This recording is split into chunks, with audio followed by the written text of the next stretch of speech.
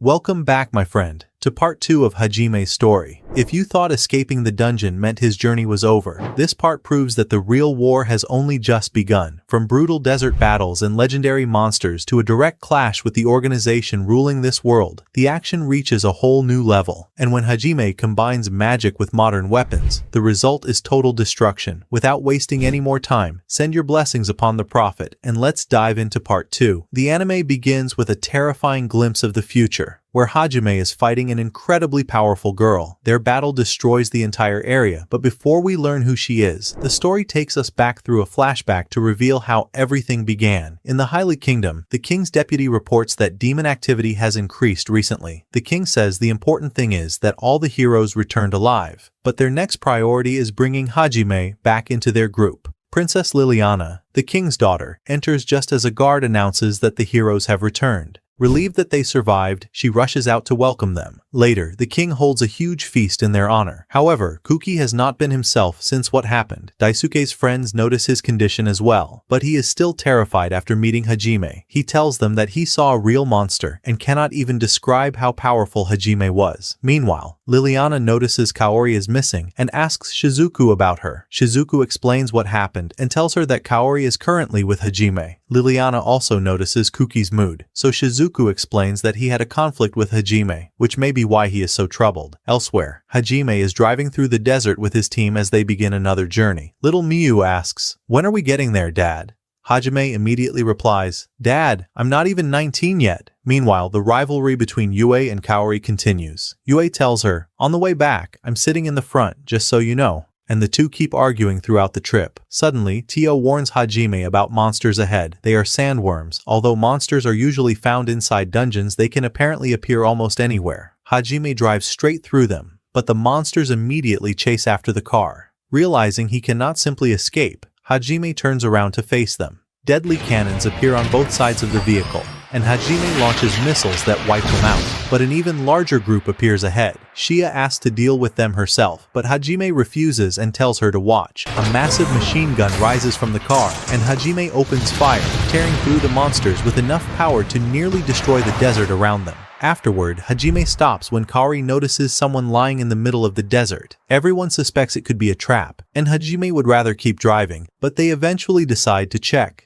Kaori finds a man vomiting blood and close to death. After checking his status plate, she discovers that his mana level is dangerously high. Mana, my friend, is the power behind magic. If it rises too far beyond the normal limit, a person can become unable to move. Kaori believes he swallowed something that caused the increase. She tries drawing the excess mana from his body, but it does not work. With no other choice, she uses her strongest skill and transfers the excess mana directly into herself.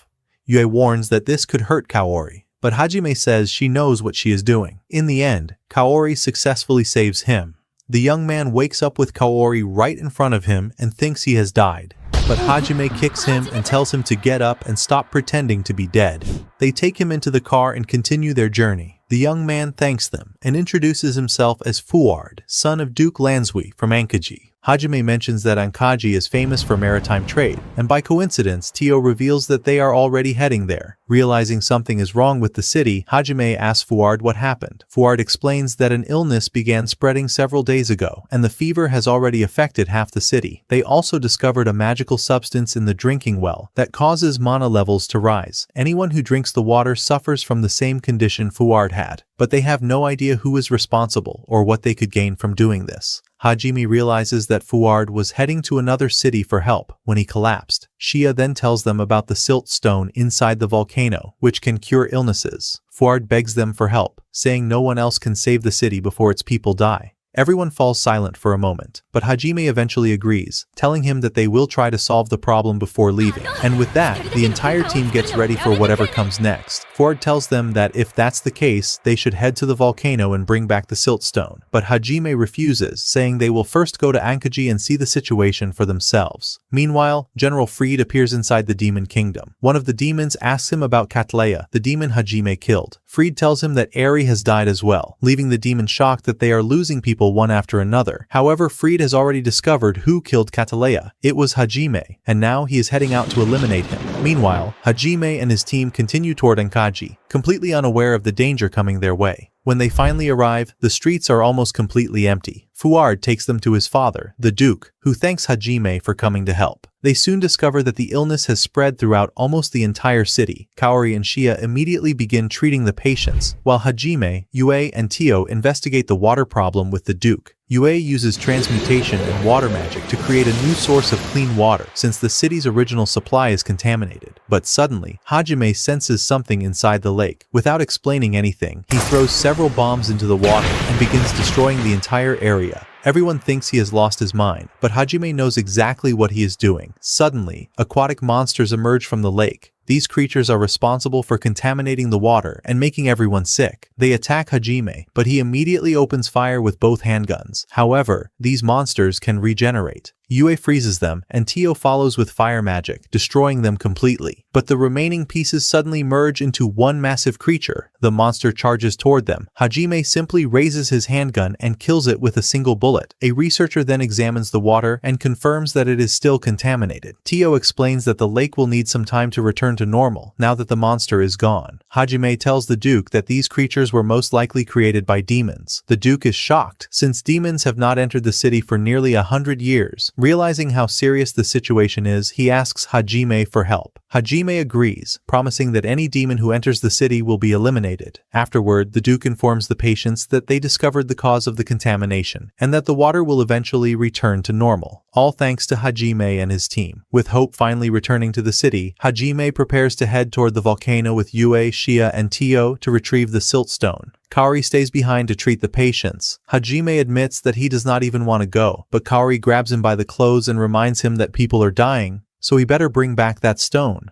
And of course, Hajime cannot argue with that. The group gets into the car and heads toward Gruen Volcano. Along the way, the same desert monsters attack them again, but Hajime quickly tears through them with gunfire. Eventually, they reach the massive volcano. The heat becomes almost unbearable as they approach, although Tio has no problem with it since she is a dragon. And they haven't even entered yet, my friend. Finally, they reach the entrance. Hajime tells them that the mission starts now. They head inside, surrounded by lava and smoke. As they move deeper, Hajime discovers what appears to be the silt stone. Unfortunately, there is not enough of it, forcing them to continue deeper into the volcano. Eventually, they reach the bottom. Suddenly, a powerful fire attack comes straight at them, but Yaoi blocks it just in time. Then a monster appears before them, its entire body seemingly made of lava. Hajime raises his handgun and challenges it to come at him, but Shia stops him. She wants to fight it herself. Are you two seriously arguing over who gets to fight it? Just kill the thing already. Shia immediately charges toward the monster as it attacks her. She jumps high into the air and crashes down on its head with her hammer, killing it in a single blow. It is clear that Shia has become much stronger. Even Hajime notices, telling her that she has learned to convert mana into kinetic energy, greatly increasing her power. After that, they enter an area filled with silt stones. Strangely, they leave without taking any. The intense heat begins exhausting Yaoi, so Hajime decides to take a short break. Yaoi creates a massive block of ice to cool the area. During the break, Tio realizes something important. The volcano they are inside is actually the Great Gruen Volcano Labyrinth. In the Orcus Labyrinth, Hajime gained power, defeated the monsters, and freed Yaoi. In the Raizen Labyrinth, they were forced to fight without magic, testing their physical strength. That means this labyrinth is testing their ability to endure extreme heat. Hajime agrees that she is right. After that, Hajime creates a boat capable of withstanding lava, and they begin sailing across it like a sea, searching for the end of the labyrinth. Suddenly, the boat accelerates dangerously and is swept down a massive lava waterfall. Strangely, it does not flip over, but they immediately fall down another waterfall. This time, the boat nearly overturns, forcing Yaoi to use wind magic to stabilize it. Eventually, they reach a new area filled with jewels and stones, and now we understand why Hajime ignored the stones from the previous cave. Those were raw and unsuitable for treating the patients. The stones they actually need are here. However, Tio warns them that the area looks like a monster hideout. Before she can finish, hundreds of attacks fly toward them from every direction. Everyone jumps off the boat just before it explodes. They land on scattered rocks with lava directly beneath them, meaning one wrong move could cost them their lives.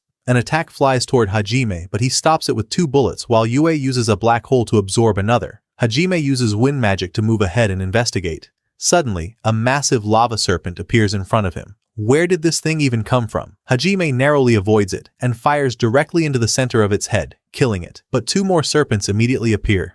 Realizing he cannot reach the area so easily, Hajime retreats to Yaoi. She points out that monsters are hiding everywhere, almost as if they were waiting for them to enter. But what exactly are they protecting besides the stones? Hajime discovers that each serpent has a stone inside its body where the lava forms. Destroying that stone will kill the serpent. He loads his handgun with special ammunition powerful enough to kill one with a single bullet. When the serpents attack, Hajime flies into the air and kills one with a single shot. He then joins Yaoi and Tio in taking down several more. But suddenly, even more serpents appear. Shia suggests destroying the massive jewel to kill them all. But Hajime notices something strange. Every time they kill a serpent, the number of stones inside the jewel decreases. 3 serpents suddenly attack Tio, but she wipes them out with a deadly energy blast. Shia destroys another, while the remaining serpents surround Hajime and Yaoi. Yaoi tells Hajime to leave them to her and wipes them out with lightning magic. Hajime says only 5 remain. The remaining serpents attack at once. Suddenly, a devastating blast strikes Hajime and destroys the entire area around him. But what happened to Hajime? When the attack finally stops, everyone is terrified, but Hajime is still alive. However, he loses consciousness and begins falling toward the lava. At the last second, Yaoi saves him with wind magic. She tries to wake him and even gives him mana liquid, but Hajime does not respond. Suddenly, Tio warns them about another attack from above. A devastating blast comes straight toward Yaoi, but Tio creates a barrier and protects her. But where are these attacks coming from? Yaoi creates another barrier around Hajime as the attacks continue. When they finally stop, the entire area has been destroyed. Suddenly, a group of dragons appears above them, led by the demon Freed. He has come for revenge. Freed tells them that he will kill them here, where no one will ever know what happened. The team is now in serious danger, especially with Hajime unconscious. But finally, Hajime wakes up. Although he can barely move, he tells Freed that he still will not be able to defeat them. Hajime forces himself back onto his feet. Freed tells him not to bother because they are all going to die here anyway. But Hajime replies that the demon he killed said the exact same thing. Freed introduces himself as General Freed, the strongest demon in the kingdom, and challenges Hajime to show him how he plans to defeat him. Everyone attacks at once while Hajime opens fire, but nothing works. A powerful barrier blocks every attack.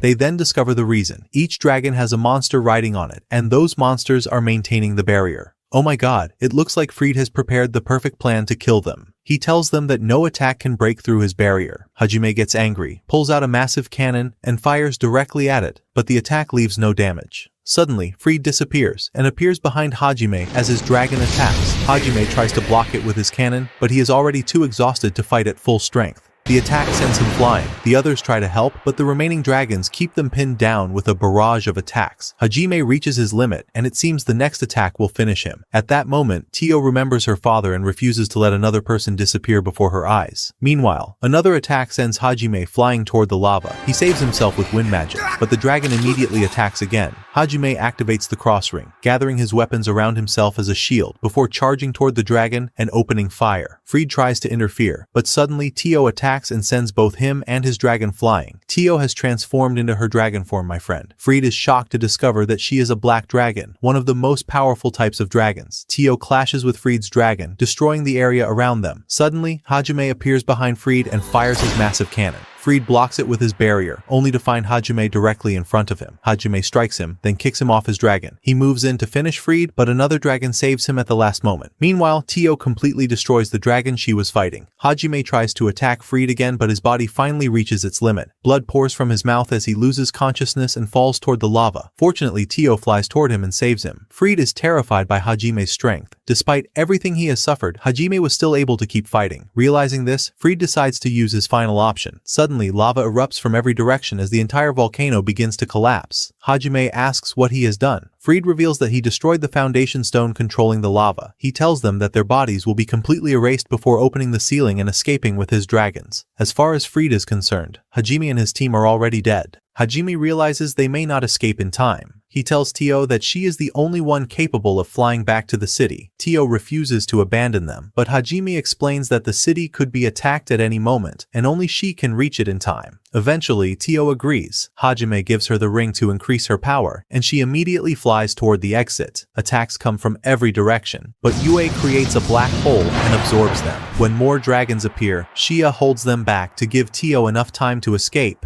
The exit begins closing. Tio flies at full speed and barely makes it through before escaping the volcano. She passes directly by Freed, who is waiting outside, completely convinced that everyone inside is dead. He considers chasing her but realizes he could never match her speed. Then he notices weapons scattered all around him. Tio left him a little gift. In the next moment, a massive explosion destroys the area and shakes the entire volcano. Meanwhile, Kaori is inside the city, treating the patients when the ground suddenly begins shaking. A soldier tells them that Ruin Volcano has erupted. Knowing Hajime and the others are still inside, Kaori is left completely shocked. Elsewhere, in the Hylic Kingdom, the princess notices that her father has been acting strangely. The king suddenly left with several knights without telling her anything, so she goes to speak with Shizuku. Meanwhile, Daisuke is violently punching trees, unable to understand how Hajime is still alive. This guy is seriously losing his mind, my friend. His fear of Hajime has completely taken over. Suddenly, someone speaks to him. The mysterious person points out his fear of Hajime and asks whether he was the one who attacked him inside the dungeon. Then they tell Daisuke that Hajime will eventually be the one to kill him. After that, Tio finally reaches the city, having exhausted almost all of her energy.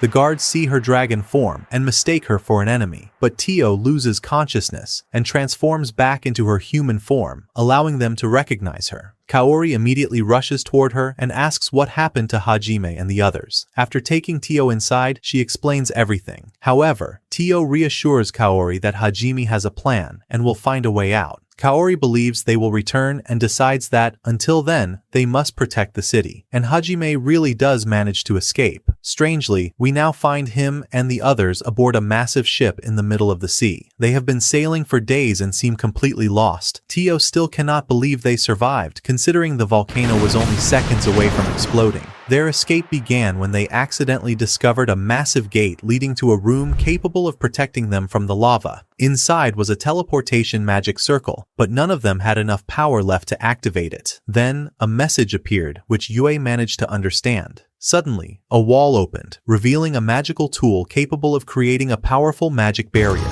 Just as lava rushed toward them from every direction, Yaoi activated the tool and surrounded everyone with the barrier. Protected from the lava, they began moving through it. That is when Hajime revealed his backup plan. He had already left a ship in the sea directly beneath the volcano. The problem now is whether Hajime's ship can even survive the lava. But with no other option, he decides to try. The ship appears and begins floating over the lava, so Hajime tells everyone to get on before the heat destroys it. With the volcano about to erupt, Hajime transforms the ship into an aircraft and tries to fly upward, but the extreme temperature makes flying impossible. That leaves them with only one choice: dive straight into the lava and hope they survive. The lava completely covers the vehicle, but somehow they manage to escape from beneath the volcano and reach the water. Unfortunately, a group of vicious sharks immediately comes after them. Hajime launches several missiles and wipes them out, while Yaoi uses wind magic to push them toward the surface. Despite being exhausted, she succeeds, and just as we saw earlier, the team ends up lost in the middle of the sea for several days. Shia is also exhausted because Yaoi has been drinking her blood to recover her energy. When Shia finally wakes up, she asks Hajime how they are supposed to return to the city,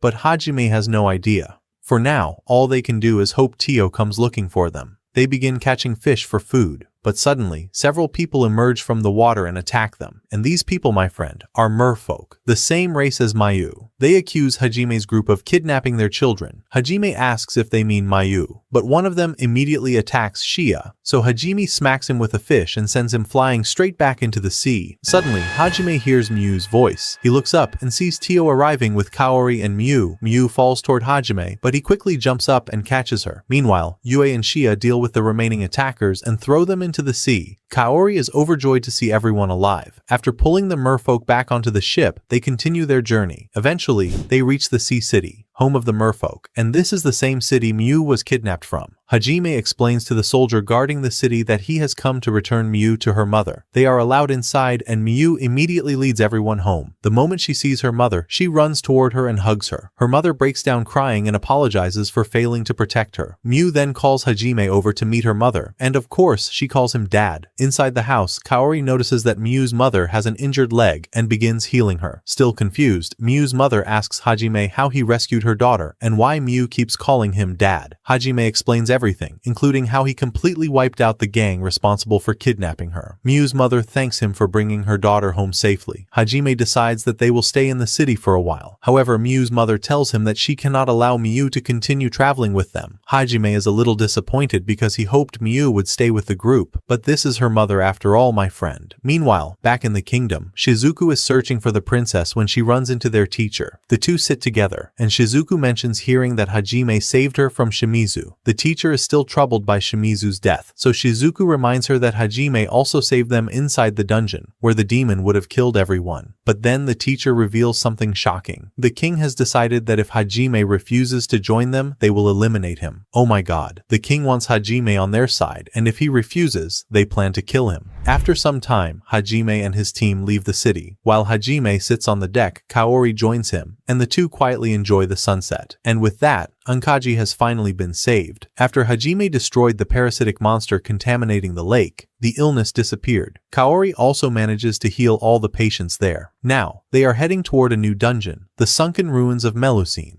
When night falls, Hajime still has no idea how to reach it. Then an idea comes to him. He takes out the magical tool that saved them from the lava and points it toward the moonlight. The tool begins to glow and releases a beam of light, guiding them toward a specific location. They take their ship underwater and follow the beam until a massive rock splits apart in front of them, revealing what seems to be the entrance. Suddenly, the current pulls them inside. Hajime senses monsters nearby and decides this is the perfect chance to test his new weapons. Cannons appear from the ship, and he immediately opens fire, wiping out the monsters before they can get close. Soon, they discover the dungeon's symbol and realize the real entrance is here. And now we learn something important, my friend. The tool Hajime found inside the lava labyrinth is not only used for protection, it can guide its owner toward other dungeons, and also works as a key to open their gates. Hajime uses it to open the second gate, and everyone enters an area completely separated from the sea. This is where the dungeon truly begins, and this dungeon is extremely dangerous. It exists entirely underwater, and no adventurer has ever managed to enter it before. Suddenly, something attacks them from above. Yue quickly creates a barrier, while Tio fires a powerful blast and destroys the ceiling. They continue deeper into the dungeon, easily defeating several monsters along the way. Eventually, they encounter a parasitic monster, similar to the one Hajime killed in the lake. Shia attacks it, but its flexible body absorbs the impact. Tio steps in and destroys it with a single attack. However, a much larger group suddenly appears. Yue creates a barrier and uses fire magic to melt them, but the parasites immediately merge into one massive monster. Hajime finally sees a worthy opponent and challenges it to attack. The monster charges at them. Hajime opens fire while Shia attacks with her hammer, and Kaori creates a massive barrier around the team. Everyone attacks from inside the barrier until the monster explodes, but Hajime warns them not to move. It is still alive. Sure enough, its pieces immediately begin merging together again. Shia wonders if this could be the dungeon boss. Hajime searches for its mana crystal but discovers that it does not have one. They attack again with fire, Shia's hammer, and Tio's power, but nothing works. The monster simply regenerates every time. Then Hajime notices an entrance leading deeper down and decides that escaping is their best option. He places his weapon near the entrance to help them get through, and everyone dives into the water. The current nearly sweeps Kaori away, but Hajime catches her just in time. Eventually, Hajime and Kaori emerge onto a beach. At first, it seems they have escaped the dungeon, but unfortunately, they have been separated from everyone else. Hajime quickly realizes that this island is still part of the dungeon, so they continue searching for the others. They move forward until they reach an area filled with sunken ships. Suddenly, everything around them changes. They find themselves aboard a ship in the middle of a brutal naval battle, with cannons firing from every direction. An attack comes toward them from above. Hajime fires at it, but his bullets cannot stop it, forcing Kaori to create a barrier. At first, they wonder whether any of this is real. Then, Hajime understands. They are trapped inside a realistic illusion. He switches to magical bullets and fires again, successfully stopping the attack. Hajime realizes that only magic can affect things inside this illusion. Suddenly, an injured man appears nearby. Kaori tries to heal him, but the moment she uses healing magic, he disappears. She is horrified, thinking she killed him. But Hajime explains that even healing magic affects the illusion. None of these people are actually alive. They died a long time ago. Suddenly, pirates climb aboard from every direction and surround them. Hajime shoots one down, grabs Kaori, and jumps to the top of the ship. there is still one major problem. Even though this is an illusion, they can actually die inside it. So Hajime decides there is only one solution. They have to end the battle by eliminating everyone. Hajime eventually takes them all down, causing the illusion to disappear. They return to the dungeon, standing exactly where they were before. Hajime admits that this dungeon is seriously dangerous. Meanwhile, Kaori is exhausted after using most of her energy inside the illusion. Hajime takes her somewhere to rest, and the two talk for a while. He asks why she decided to join them. Kaori explains that it is because they were friends even before coming to this world. Meanwhile, back in the kingdom, their teacher Aiko encounters a mysterious girl whose organization is unknown. Without warning, the girl attacks Aiko and knocks her unconscious. Fortunately, the princess witnesses everything and immediately rushes to inform the heroes. Back inside the dungeon, Hajime and Kaori continue searching for the others. They climb onto another ship, and suddenly, the illusion begins again.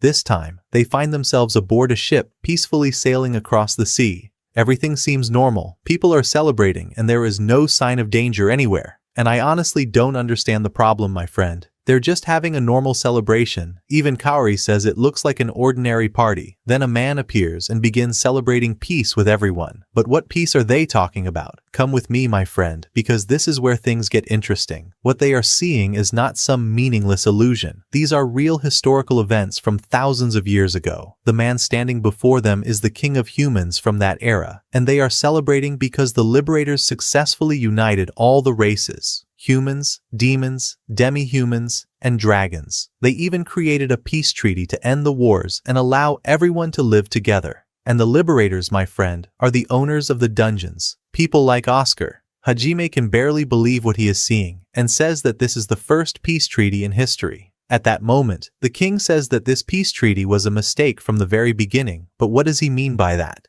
Suddenly, one of the king's soldiers stabs the king of the demi-humans with a spear, piercing straight through his stomach. Oh my god. The human king has declared war once again and broken the peace treaty, and the ship is filled with people from every race, my friend. The king tells them that they were dreaming if they thought peace could ever last with animals like them. He then declares that humans are the rulers of this world, and that today will be the day of total extermination. After that, he orders his soldiers to kill everyone on the ship. Even Hajime and Kaori find themselves surrounded by soldiers. This king is literally insane. Suddenly, the soldiers begin slaughtering everyone on the ship, turning the entire place into a massacre as blood covers everything around them. Hajime and Kaori manage to take down the soldiers attacking them. After that, Hajime wants to chase after the king, but suddenly, the illusion disappears, and the two return to the dungeon once again. However, Kaori comes back in terrible condition and can barely stand after what she just witnessed. She asks Hajime what the purpose of all these illusions is. Hajime tells her that if they want to keep moving forward, they have to enter every ship and witness what happened inside it. After that, they enter the ship and continue moving through it. Suddenly, a light mist spreads through the area, and it seems they have entered another illusion.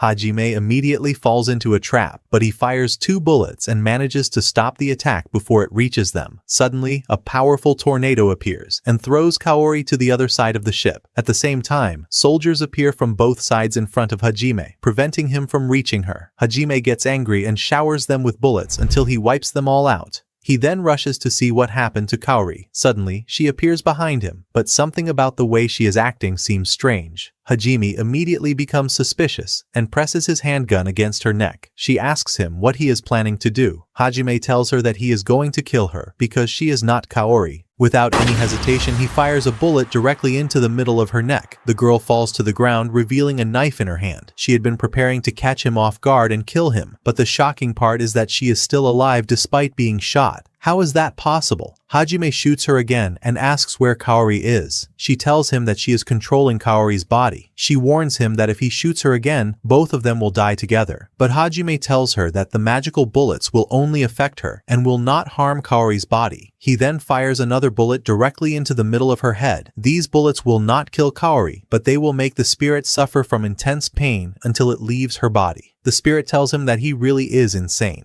but she still refuses to come out. Hajime replies that he does not even want her to come out. Instead, He plans to keep torturing her until she dies. Oh my god. Hajime is unleashing his full demonic aura on her. The spirit immediately regrets the moment she decided to take control of Kaori, and without wasting another second, she leaves her body. Kaori regains consciousness and asks Hajime what happened. He tells her that a spirit had taken control of her, but he has already dealt with the problem. After that, Hajime carries Kaori on his back and continues moving forward. Eventually, the two reach a magic circle that transports them to another place. Hajime wonders if they have already reached the end of the dungeon this quickly. Suddenly, the rest of the team appears in front of them. Hajime tells them that they arrived at the perfect time. Kaori then tells everyone everything that happened to the two of them. After that, everyone enters the massive magic circle in the area. Suddenly, a chest appears in front of them, along with a girl who tells them that they are strong and that they have successfully reached the end of the dungeon. Then she disappears. Well, thanks for the information. On top of the chest, they find the dungeon's conqueror's proof, similar to the tool Hajime previously obtained from the lava labyrinth. And with this, they now have 4 of these tools. Hajime takes the item. But suddenly, the entire place begins to flood. Yaoi immediately uses teleportation magic and transports everyone somewhere else. However, the sea suddenly crashes over them, sending everyone underwater. In the next moment, they find themselves face to face with the same parasitic monster they escaped from earlier. Oh my god, they could not defeat this thing above the water. So how are they supposed to deal with it now that they are underwater? Yaoi creates a barrier to protect everyone. Hajime says that the last time they fought it, they attacked it with fire. But how are they supposed to use fire while they are underwater? Suddenly, the monster attacks them and tries to break through the barrier. Hajime takes out several magic stones and tells everyone that he is going to completely vaporize this monster. But the creature opens its mouth and prepares to swallow them along with the entire barrier. Hajime still needs a little more time to complete his plan. Suddenly, a group of fish appears and slams into the monster, knocking it away. But what exactly is going on? In the next moment, the talking fish that Hajime previously freed from the aquarium and returned to the sea appears before them. The fish asks Hajime if he needs some help. Hajime can barely believe his eyes. Who would have expected a fish to come and save them? Hajime owes this fish one now. By that point, he has finished preparing his plan. He launches several missiles that pierce directly into the monster. Suddenly, the creature explodes completely and is finally destroyed. Meanwhile, back in the kingdom, Commander Meld arrives and tells them that their teacher has been taken to the Mountain of the World organization. It seems the mysterious girl took control of her and brought her there. And sure enough, my friend, their teacher is being held inside the organization's prison. After that, Hajime wakes up to the sound of Mew's voice. It turns out that after escaping from the dungeon and defeating the monster, they returned once again to the Sea City, my friend. At that moment, Mew's mother enters with Shia and Kaori, and they tell everyone that breakfast is ready. Hajime thinks to himself and realizes that 6 days have already passed since they escaped from the last dungeon. That means they need to find the location of the next dungeon and head there. But before beginning their new journey, everyone heads to the sea for a while to play and enjoy some time together. At that time, Hajime is sitting with his feet in the water, calmly working on his weapon. Because Hajime, my friend, does not seem to enjoy anything as much as he enjoys weapons, fights, and battles. After that, he says that it is time to leave, and that they have stayed here long enough. But there is one thing holding him back: Mew. He has no idea how he is supposed to leave her behind because every time she hears that they are leaving, she starts crying. During that time, Hajime keeps himself entertained by using his magic to make a doll that looks like Mew. Meanwhile, Mew is busy playing with the others. She goes swimming in the water, and everything is peaceful. They return home, and Hajime sits down with Mew. He tells her that they have to leave the next day. The poor little girl immediately starts crying, looking completely heartbroken, and the problem is that Hajime may never return to this city again. But in the end, Mew accepts it and tells them that she will come visit them someday. But where are you even going to go? It is only a matter of time before Hajime finds a way back to his own world, my friend. Even so, Hajime tells her that if he discovers a way to return to his world, he will come back and take both her and her mother with him. The next morning, everyone gathers near the ship as they prepare to leave. Mew gives Hajime a small charm. He says goodbye to her, then the team boards the ship and leaves the city. Meanwhile, back in the kingdom, the princess is trying to escape. She feels that her father's behavior has changed and that something is not right, but guards are everywhere, while the princess no longer wants to stay in this kingdom.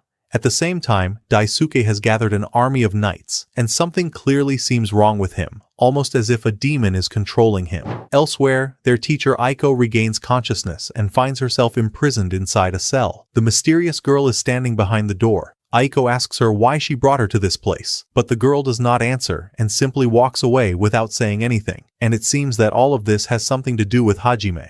Just as I expected, my friend, the organization kidnapped their teacher to force Hajime to come and rescue her, and then they plan to eliminate him. The organization wants Hajime dead because he keeps clearing one dungeon after another, becoming stronger every time. That makes him a serious threat to them, especially since this organization controls the entire world. Meanwhile, General Fried has fully prepared his army. He tells them that their greatest enemy is Hajime and that they must eliminate both him and his team. He then declares that their goal is to completely destroy humanity and that this marks the beginning of a new war. Oh my god, the demon army has already begun moving toward war, and now Hajime is caught between the world organization on one side and the demon army on the other. So what is he going to do against all of this? Meanwhile, Commander Meld is searching for the princess. One of his soldiers approaches him and says that they could not find any trace of her, which means she has probably managed to escape. The soldier also tells him that he has noticed a clear change in the soldier's behavior recently. More than half of the army is now following Daisuke, and their behavior has become strange. Even the king has done nothing about it. Commander Meld immediately orders the soldier to gather everyone capable of using black magic. He wants them to try to break whatever spell or curse has affected the kingdom. After that, the commander returns to his office and writes 2 letters explaining everything currently happening inside the kingdom. He decides to send the first letter to the Duke of Ankaji, while the second will be sent to Hajime in the hope that he can help them. Suddenly, someone knocks on the door. The commander senses that something is wrong, so he draws his sword and asks who is there. The person replies that it is Daisuke. Daisuke tells him that he wants to discuss something important. The commander knows that it could be a trap,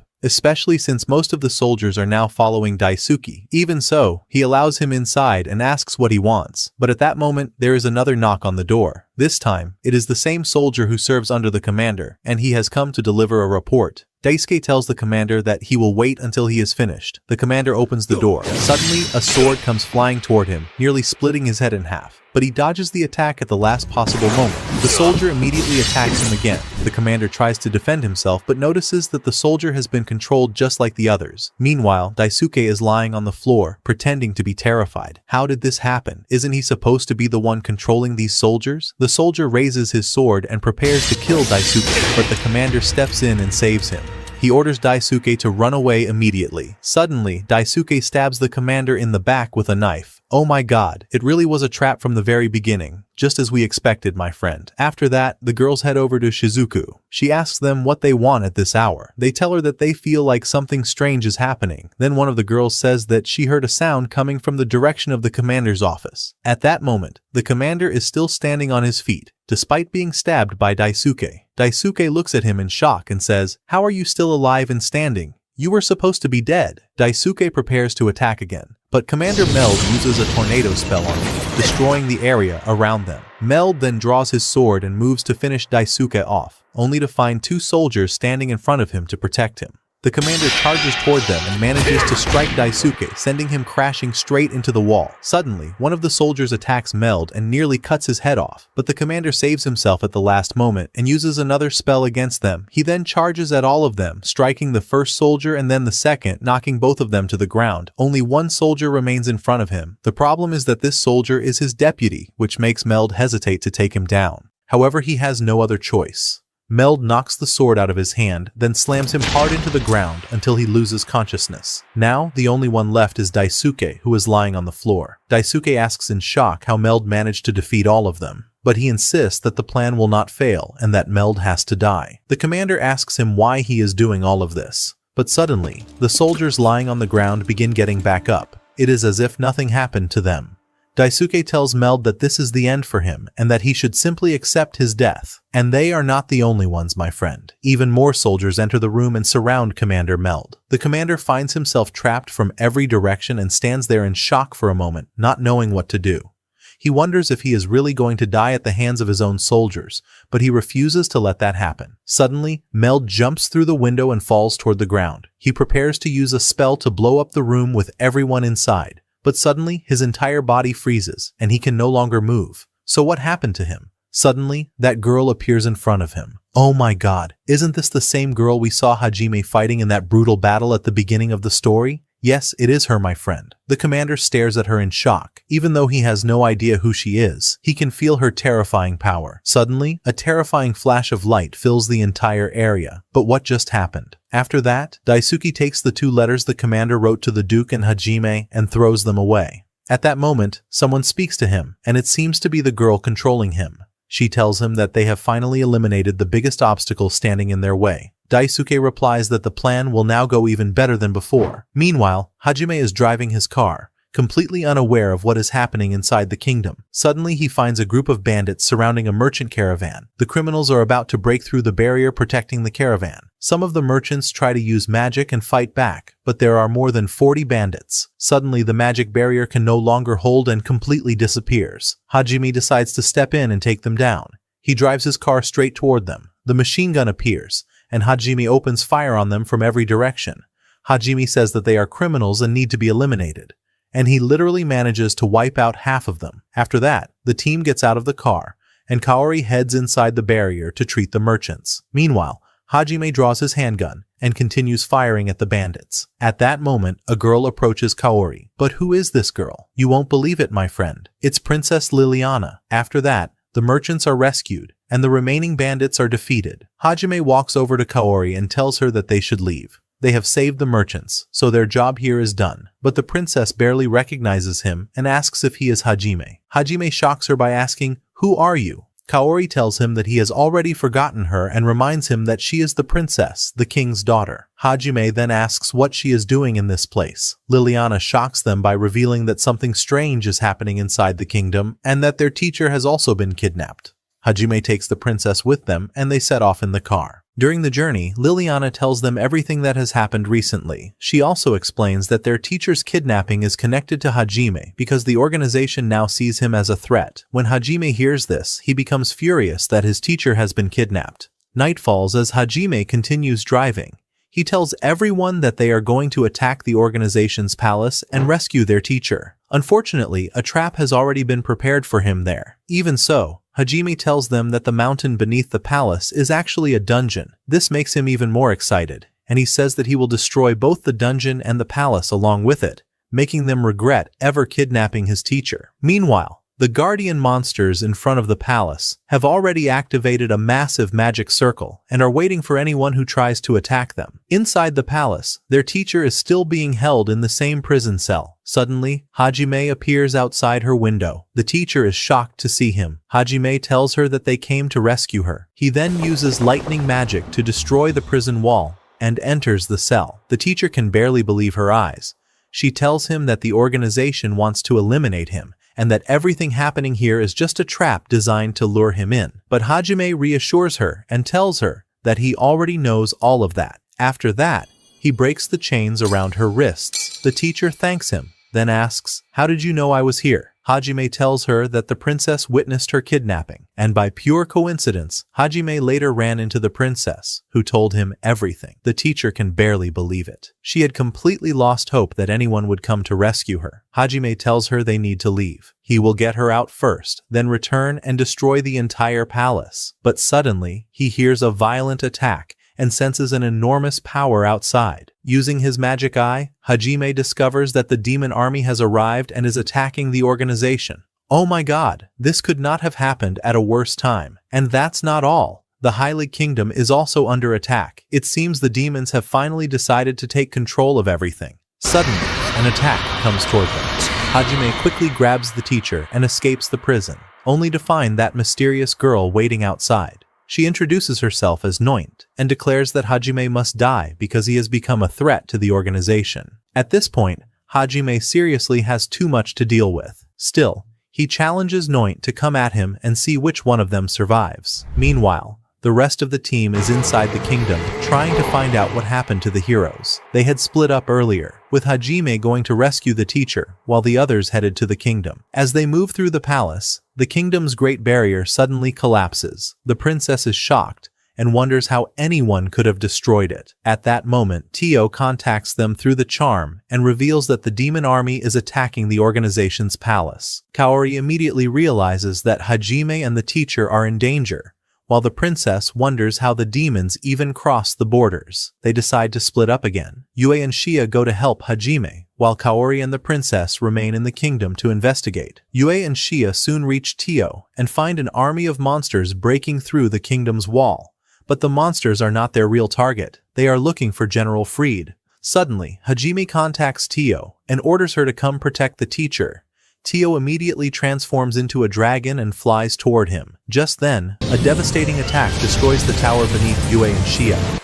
They escape at the last second, only to find Freed standing before them. He tells them that they are alone this time and challenges them to face him. Meanwhile, his monsters finally break through the wall and enter the kingdom. Freed's dragon attacks, but Yaoi creates a black hole and absorbs the entire attack. Then she sends it straight back at them, wiping out half of Freed's dragons. Freed becomes furious, while Yaoi simply challenges him to come at her. He orders the Black Eagle army to eliminate Shia, declaring that Yaoi belongs to him. One of the eagles suddenly slams into Shia and sends her flying, but Yaoi opens a portal and transports Shia along with her enemies somewhere else. There, one of the demons mocks Shia, saying her stupid friend has left her alone to die. Shia asks why he hates her so much. The demon reminds her of the red-haired demon they killed, and declares that he will avenge her, while Freed kills Yaoi.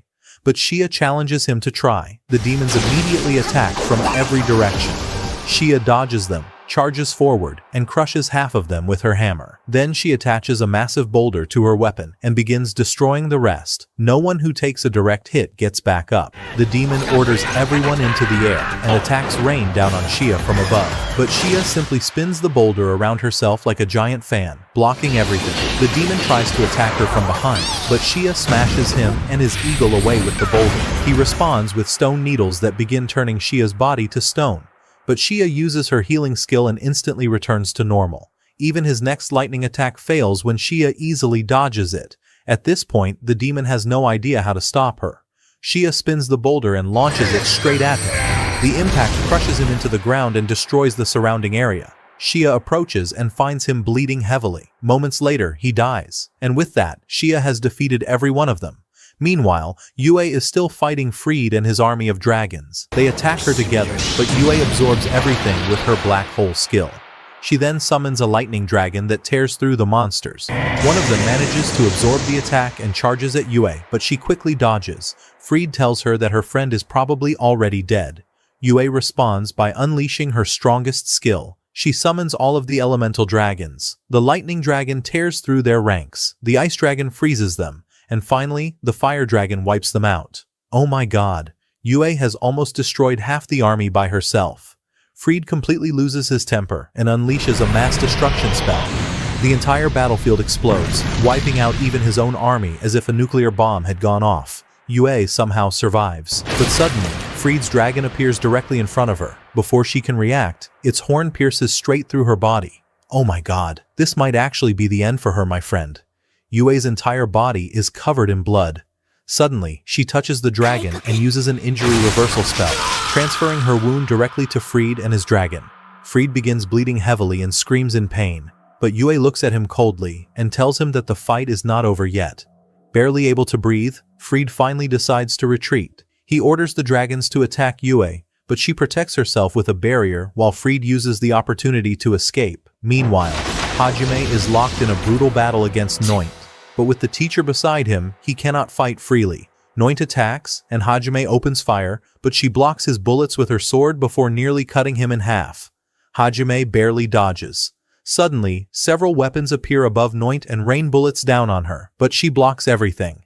Impressed by his strength, Noint offers Hajime a chance to join them. Hajime immediately refuses and promises that he will destroy their entire organization instead. Noint responds with a massive fire skill, but Hajime activates a barrier around himself and the teacher. Suddenly, his body begins glowing. Noint has placed a spell on him, but Hajime tells her that something like this will never work on him. He then asks why she is wasting her time fighting him instead of the demons destroying the kingdom. Noint simply replies that the kingdom means nothing to her.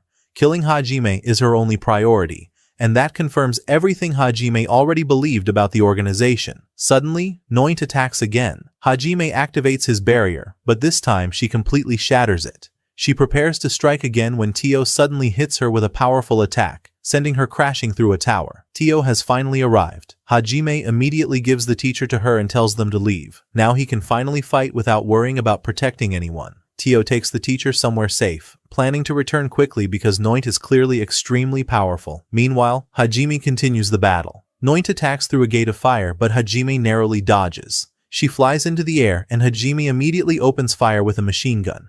Noint responds with explosive feathers, but Hajime shoots them down before they reach him. He then pulls out a massive cannon and fires directly at her, but Noint blocks the attack with her wings without taking any damage. Hajime suddenly appears directly in front of her and fires again at point-blank range, but Noint disappears. A moment later, she appears behind him.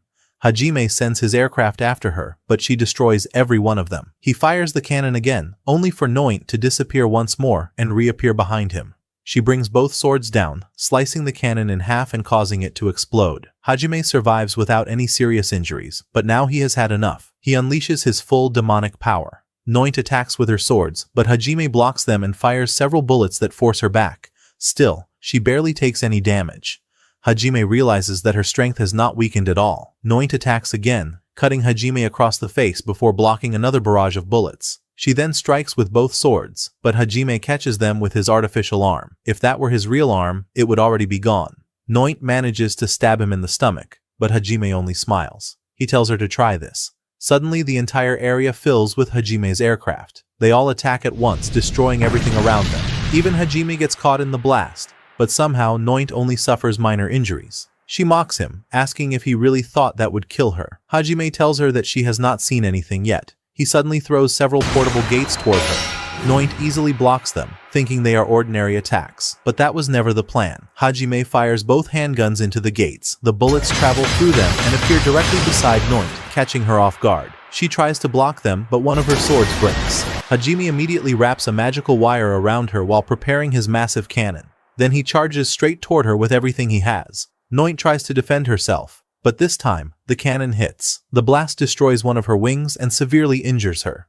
Noint finally reaches her limit and falls from the mountain. Whether she survived or not is unknown. As Hajime catches his breath, an explosion suddenly goes off nearby. He rushes toward it and finds Tio and the teacher. Tio explains that they were fighting the monsters in the area, but the teacher refused to escape and return to help her. Hajime is relieved they are safe and asks what caused the explosion. Tio explains that the teacher destroyed the building along with the monster inside. But then the teacher notices human bodies beneath the rubble. Oh my god, she blew up the monster, the building, and the people inside. Realizing what she has done, the teacher collapses and begins crying. Hajime tells her that what happened cannot be changed and that she never intended to kill them. Suddenly, a mysterious figure resembling a ghost appears before them. Hajime realizes that it wants them to follow. They follow the figure until it stops and points toward a certain place. Then the rocks and rubble begin rising into the air, and beneath them, a massive gate appears. But what is the story behind this gate? Everyone heads toward it. At that moment, Hajime realizes the truth and tells the mysterious figure that he is one of the liberators. And do you know what that means, my friend? The gate standing in front of them is the entrance to a new dungeon. Suddenly, everyone is transported inside the dungeon, but this time, the dungeon looks completely different, almost as if they are inside a royal palace. At that moment, a magic circle appears beneath them, along with a book and the dungeon's ring. The book contains some shocking truths. Truths about the sorcerer Ehit, the one who summoned Hajime, and the other heroes to this world. Ehit is not a good person, nor is he a protector of humanity. Instead, he is an evil entity who sees this world and every living creature in it as nothing more than toys in his hands. In fact, he is the founder of the organization that controls the world. But did you notice something, my friend? This time, Hajime reached the end of the dungeon without fighting a single battle. The reason is that the liberators had been waiting for someone powerful enough to destroy the organization and reveal the truth about Ehit. The teacher then tells Hajime that they need to hurry and save the kingdom.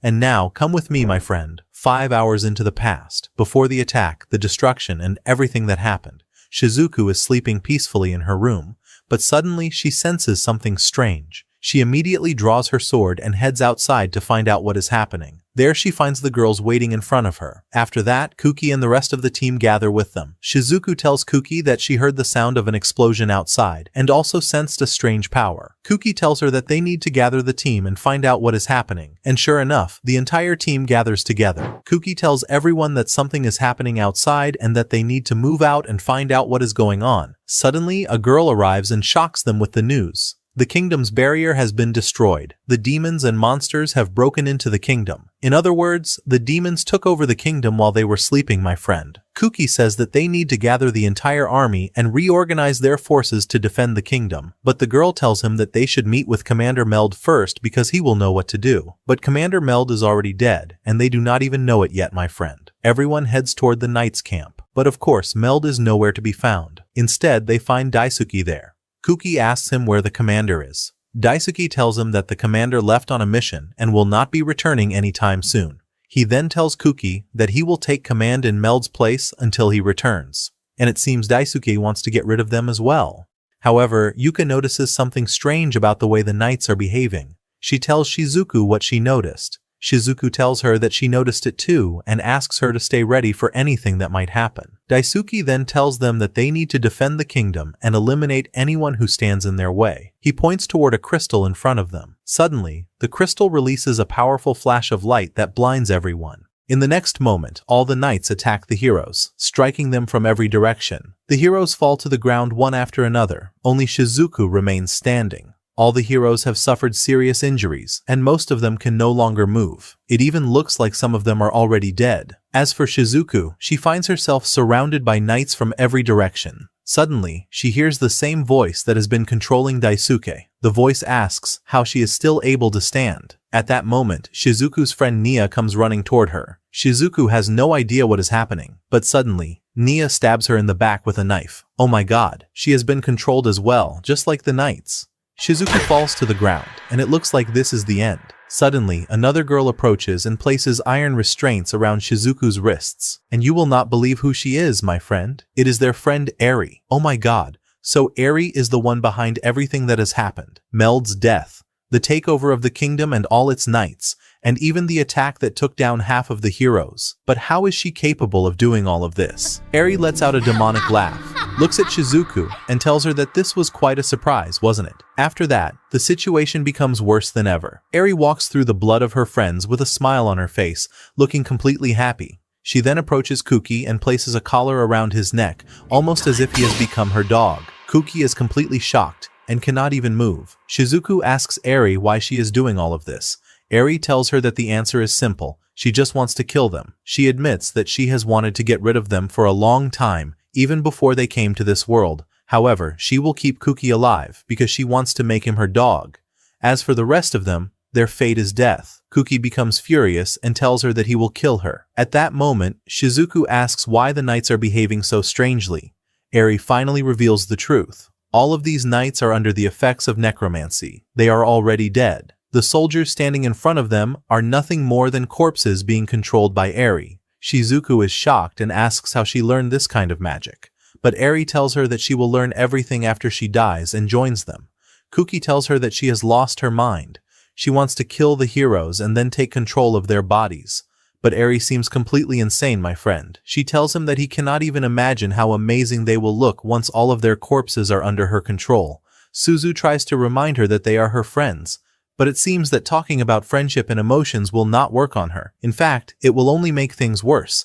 Eri orders one of the knights to kill Richie. Suddenly, the knight stabs him with his sword, driving the blade straight through his body and out the other side. Oh my god, Eri does not hesitate to carry out her threats, my friend. She then approaches Richie's corpse and uses necromancy on him. Suddenly, she takes control of his body. Richie stands up and begins moving normally, even though the sword is still buried in his body. But of course, there is no longer a soul inside him. He is now nothing more than a puppet in Eri's hands. Everyone in the area can only stare in horror at the terrifying scene in front of them. At that moment, Shizuku looks at Eri and tells her that she is a real demon. But Nia grabs Shizuku by the head and slams her into the ground. Eri finally reveals all the hatred she has been hiding, telling Shizuku that she never liked her and has wanted to kill her for a long time. She even wonders how Kaori will react when she learns that her best friend is dead. Then Nia pulls the knife from Shizuku's back, nearly making her lose consciousness from the pain. Eri takes a sword from one of the knights and prepares to finish Shizuku herself. She swings the blade down, but suddenly, a magic barrier appears and saves Shizuku at the last second. It's Kaori, my friend. They have finally arrived. Furious, Eri orders the soldiers to attack, but Kaori immediately creates another barrier. At the same time, the princess appears. A knight tries to attack her from behind, but Daisuke suddenly takes him down. Is Daisuke actually saving her? Of course not. He immediately knocks the princess unconscious, then charges toward Kaori and stabs her straight through the body. Oh my god. Kaori begins bleeding heavily as Shizuku screams her name, but somehow Kaori gathers the last of her strength and casts a massive healing spell, healing all of her friends. However, Daisuke refuses to stop. He attacks Kaori again and stabs her for a second time. This time, she stops moving completely. Seeing this, Kuki finally breaks free from his restraints. He draws his sword and charges through the undead knights. Now that he knows they are only corpses controlled by Eri, he no longer hesitates to cut them down. Meanwhile, the rest of the heroes free themselves and join the battle. Kagami saves Suzu just before a knight can kill her, while Shizuku grabs her sword and begins fighting as well. Kuki tears through the knights and charges directly toward Eri, but suddenly, someone blocks his attack. It's Commander Meld. Oh my god. Eri has taken control of Meld's corpse too, and somehow, she has even given him the ability to speak. Meld asks Kuki how he dares raise his sword against his commander. Kuki hesitates for a moment, giving Meld the chance to attack him. Kuki fights back and nearly cuts Meld's head off, but at the last second, he stops his sword at Meld's neck. He simply cannot bring himself to do it. Meld immediately strikes him and sends him flying away. Kuki falls to the ground bleeding, still unable to accept that the real commander is already dead. Meanwhile, Kaori appears to be dead. Eri approaches her body and begins using necromancy, but suddenly, Hajime appears. He looks at Eri and angrily asks what she is doing. Then he sees Kaori, and Hajime completely loses control. In the blink of an eye, he appears in front of Daisuke and smashes him away with enough force to destroy the area around them. Hajime immediately rushes to Kaori, pulls the sword from her body, and hands her to Tio and the teacher so they can treat her. But Eri tells him that it is already too late. Kaori is dead. Hajime turns toward Eri, completely consumed by rage. Suddenly, a knight tries to stab him from behind, but Hajime's armor blocks the attack and he immediately blows the knight's head apart. Commander Meld attacks next, but Hajime stops his sword with a single finger. Realizing that Eri has taken control of him too, Hajime shoots Meld in the neck and drops him instantly. Then Hajime pulls out his machine gun. The heroes immediately hit the ground. Hajime opens fire. A storm of bullets tears through the undead knights and destroys everything around them. When the attack finally ends, Eri is somehow still alive. Hajime walks toward her and presses his handgun directly against her forehead. He is about to finish her, but suddenly a fire attack comes from behind. Hajime blocks it and turns around. Daisuke is charging straight toward him with his sword. Hajime grabs Daisuke by the head and slams him hard into the ground. Then he grabs him by the neck and lifts him into the air. Daisuke tells him that if he had not arrived at that moment, he would have killed all of them. Hajime replies that he will give him an honorable death. Suddenly, he throws him down from above. Daisuke falls straight into the middle of the monsters below, and they immediately attack him, tearing him apart and devouring him. And to be fair, he deserved it, my friend. At that moment, a deadly attack comes down from above toward Hajime, but he quickly blocks it. Suddenly, a portal appears, and who comes out of it? It's the demon Freed. Tio tells Hajime that they will need some time to treat Kaori. Freed comes down to them and tells Hajime to surrender because the monster army outside has already taken over the kingdom. But suddenly, Hajime pulls out a crystal using the new dungeon ring. In the next moment, a massive red beam shoots toward the kingdom. It wipes out all the monsters, completely vaporizing them without leaving anything behind. Oh my god, what kind of insane power is that? Even Freed is left speechless by what just happened. Hajime tells him that he can leave if he wants, but he needs to stay out of his way. Otherwise, Hajime will kill him the same way he just wiped out his entire army. Freed tells him that he will come back for him and kill him. He then takes Eri with him and escapes. But Hajime no longer cares about Freed, Eri, or the monsters. The only thing on his mind now is Kaori. Unfortunately, there does not seem to be any hope. It looks like she is already dead. Even so, Hajime orders everyone to take her to the dungeon's magic circle. It seems he has an idea.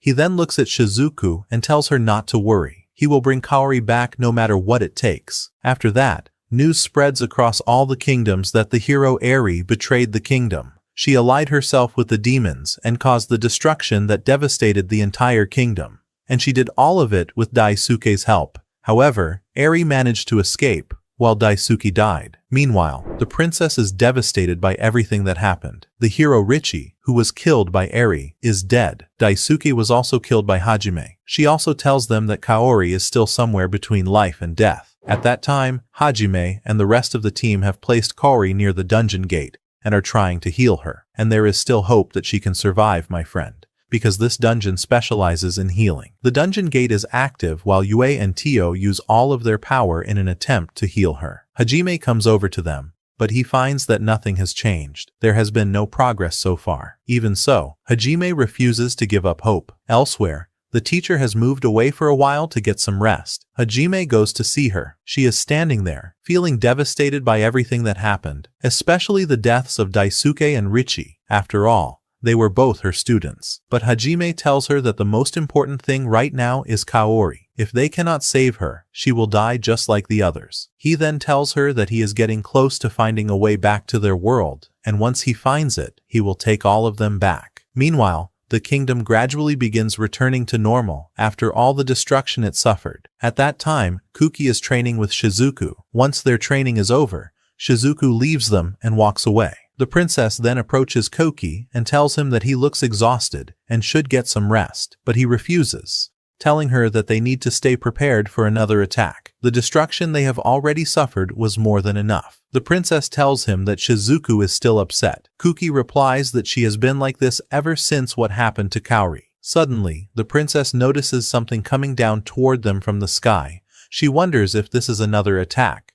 Suddenly, the newcomers crash down with tremendous force, destroying the training ground. But they are not demons. It turns out to be Hajime and his team. Apparently, Hajime could not find a better way to reach them, so he decided to drop straight out of the sky. Shizuku quickly runs toward Hajime and asks where Kaori is. He tells her not to worry and says that she will arrive at any moment.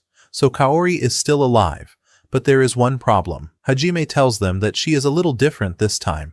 Shizuku becomes worried and asks what he means by different. Suddenly, another girl comes down from above. Oh my god, isn't that Noint? The girl from the organization? What happened? Kuki draws his sword and asks who she is.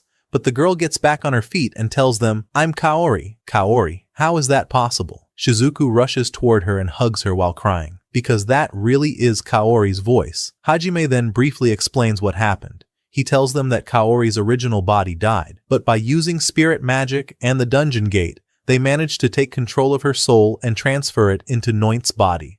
At that moment, Shizuku notices something important. She looks at Hajime and asks, didn't you just say spirit magic? And that means Hajime is now able to use this type of magic. It turns out that Hajime gained spirit magic from the last dungeon he cleared. But there is an even stranger truth, my friend. Kaori's original body was actually healed. They could have returned her soul to it, but Hajime decided to use Noint's body instead so that Kaori could gain her incredible power. Hajime tells them that Kaori's original body is being preserved with ice magic. If she ever wants to return to it, she can do so at any time. But Shizuku does not care about any of those details. All that matters to her is that the person standing in front of her really is Kaori. She thanks everyone for saving her friend from death. But Hajime reminds her that Kaori is their friend too, and tells her not to forget that she is also a member of his team. After that, Hajime talks to them and reveals the truth about the sorcerer, Ehit. Kuki is shocked by what he hears, and asks Hajime if he means that all this time, they were nothing more than toys in Ehit's hands. But Hajime tells him that none of that matters to him. Kuki is confused by his response. He says that Ehit controls the entire world, which means they have to help the people living in it. But Hajime asks him, and why should I help people I don't even know? Kuki becomes angry and tells him that this is their duty as heroes and that they have to help people. But Hajime reminds him that he has forgotten something important. Hajime is not one of them. After that, Hajime takes his team and leaves. Later, they are sitting together and having a meal. Yaoi asks Hajime if he is sure about leaving them in this situation. Hajime responds by asking what exactly he is supposed to do. At that moment, Shizuku arrives with the rest of the heroes, and they sit with them before Hajime's group leaves. Shizuku asks Hajime where he plans to go after leaving this place.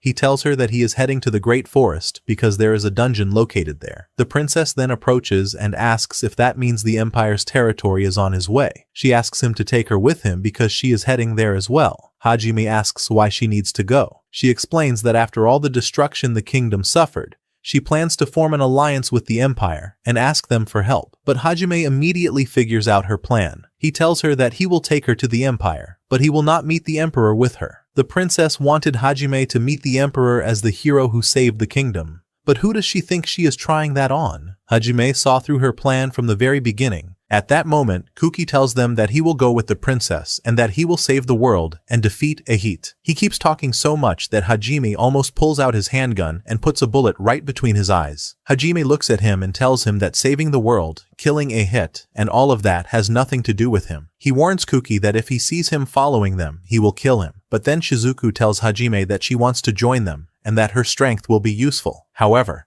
Hajime has heard almost everyone say the same thing by now. Then Suzu tells him that she wants to join them too. And it is not just the two of them, my friend. All the heroes want to go with him.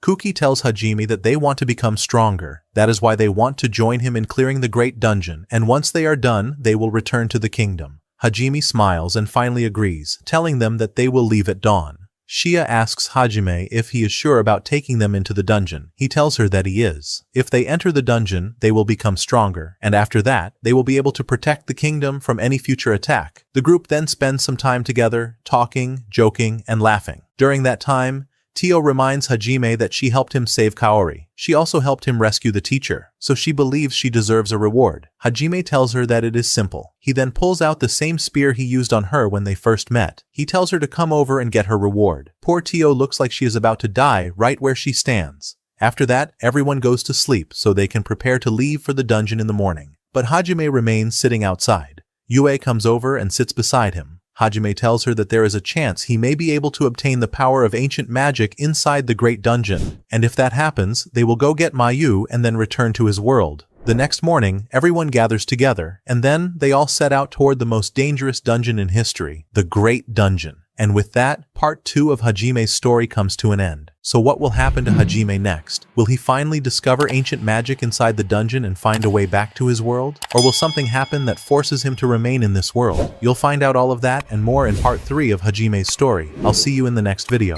Goodbye.